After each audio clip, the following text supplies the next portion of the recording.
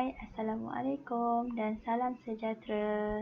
Okey, kita masih lagi berada di bawah standard kandungan 2.1 iaitu faktor perdana dan faktor sepunya terbesar. Okey, jadi untuk video kali ini kita standard pembelajaran kali ini adalah 2.1.5 iaitu menyelesaikan masalah yang melibatkan faktor sepunya terbesar. Okey, sebelum ni kita dah tahu dah bagaimana untuk kita tentukan, bagaimana untuk kita cari faktor sepunya terbesar. Okey, sekarang kita akan belajar bagaimana untuk kita apply, bagaimana untuk kita aplikasikan ilmu yang kita ada tentang tentukan FSTB tu, bagaimana untuk kita aplikasikan dalam soalan-soalan penyelesaian masalah. Okey, jadi kita akan tengok. Okey, saya akan tunjukkan beberapa contoh, 2 contoh saya akan tunjuk. Okey, contoh yang pertama. Okey, contoh yang pertama ini berkaitan situasi Candy mereka cipta balon untuk suatu pesta. Okey, Candy nak buat dia ada satu pesta and then dia nak hias pesta tu dengan susunan balon. Jadi dia nak reka cipta susunan balon tu. Okey, jadi Candy ni dia mempunyai 32 biji balon merah. Okey. Ada 32 biji balon merah dan dia ada 24 biji balon putih dan dia ada 16 biji balon oranye. Jadi dia ingin membuat setiap susunan itu dengan bilangan balon yang sama bagi setiap warna. Okey, dia nak buat beberapa susunan. Okey, susunan balon tu dia nak buat beberapa susunan balon, tapi kita tahu lagi berapa bilangan susunan tu. Okey, dia nak buat beberapa susunan balon. Okey, tapi dia nak bilangan balon tu sama bagi setiap warna. Okey, jadi soalan dia, berapakah bilangan susunan? Okey, berapakah bilangan susunan yang paling banyak? Dia punya kata kunci dia, paling banyak yang dapat dibuatnya jika setiap balon digunakan. Jadi dia nak tahu berapa bilangan susunan dia dapat buat untuk dia nak guna jika setiap balon digunakan. Okey, jadi kita tengok kita ada kata kunci paling banyak. Okey, paling banyak bermakna kita perlu mencari FSTB. Okey, saya akan menggunakan kaedah pembahagian berulang. Okey, jadi kita ada 32. Okey, kita ada 24 biji balon putih dan kita ada 16. Okey, kita masukkan ke dalam rumah. Okey, nampak? Ketiga-tiga ini adalah nombor genap. Jadi saya akan bahagikan dengan 2. Okey, 32 bahagi dengan 2 sama dengan 16. Okey, 24 bahagi dengan 2, 12. 16 bahagi dengan 2 sama dengan 8. Okey. Okey, masih lagi nombor genap dan saya akan bahagikan dengan 2. 16 bahagi 2 sama dengan 8. 12 bahagi dengan 2 sama dengan 6. 8 bahagi dengan 2 sama dengan 4. Okey. Masih lagi kita boleh selesaikan dengan bahagi dengan 2. Okey, 8 bahagi dengan 2 sama dengan 4. 6 bahagi dengan 2 sama dengan 3. 4 bahagi dengan 2 sama dengan 2. Okey, nampak? Kita dah tak boleh selesaikan. Jadi kita berhenti di sini sahaja. Okey. Okey, jadi di mana dia punya jawapan? Okey, jawapannya adalah di sebelah sini. Okay, jadi kita kena darab untuk dapatkan dia punya FSDB. Jadi FSDB adalah 2 darab dengan 2 darab dengan 2. Okey, sama dengan 8. Okey.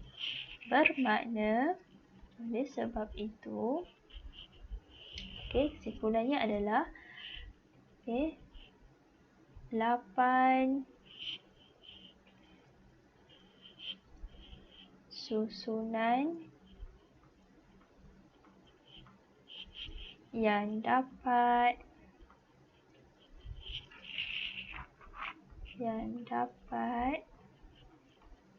dibuat oleh Candy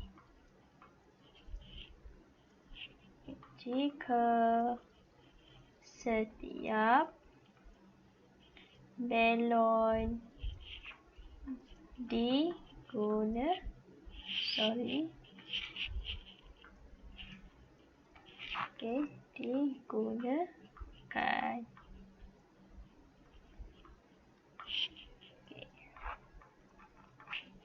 Jadi 8 susunan yang dapat dibuat oleh Candy jika setiap balon digunakan. Okey, dengan menggunakan ketiga-tiga warna ini. Okey. Jadi kita tengok contoh yang kedua.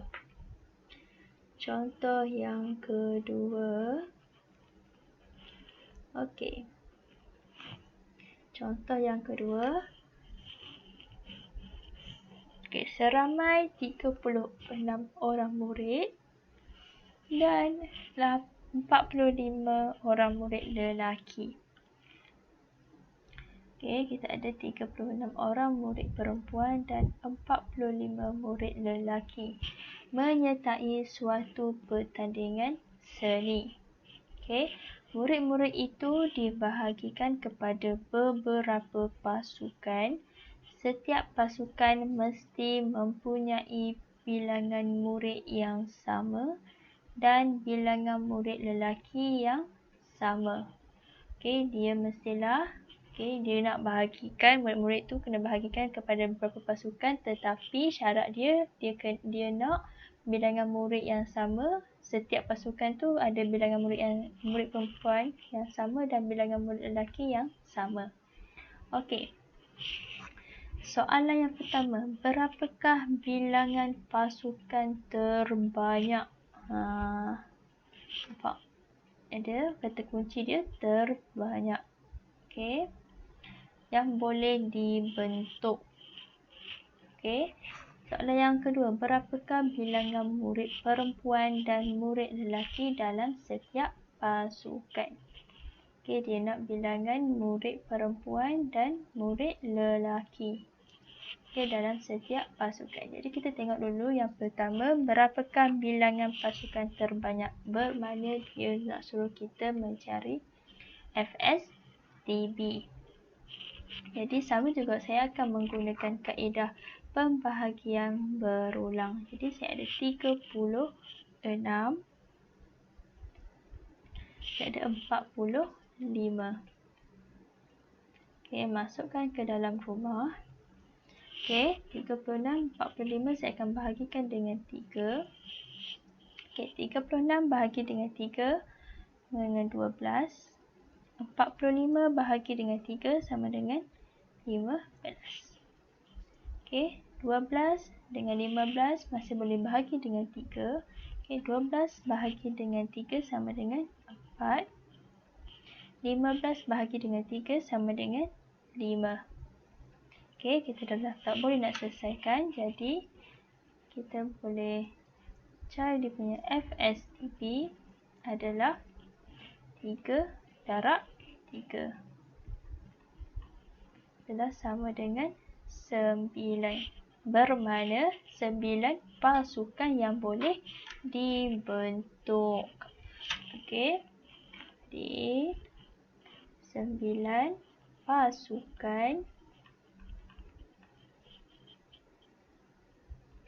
yang boleh dibentuk. Okey, selesai untuk soalan A.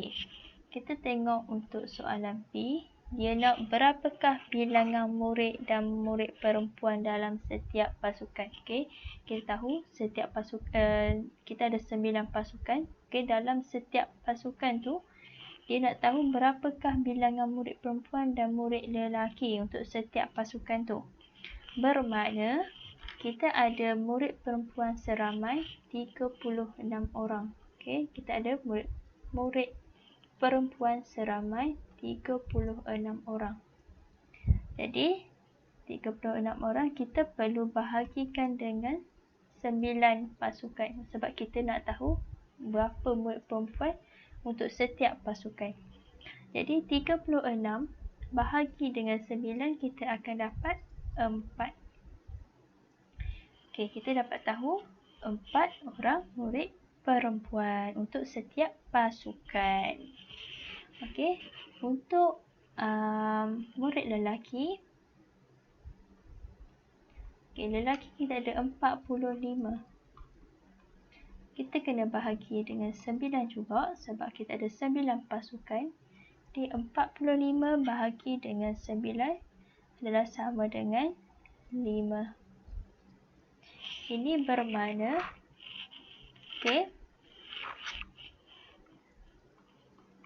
setiap pasukan mempunyai 4 orang murid perempuan dan 5 orang murid lelaki untuk setiap pasukan.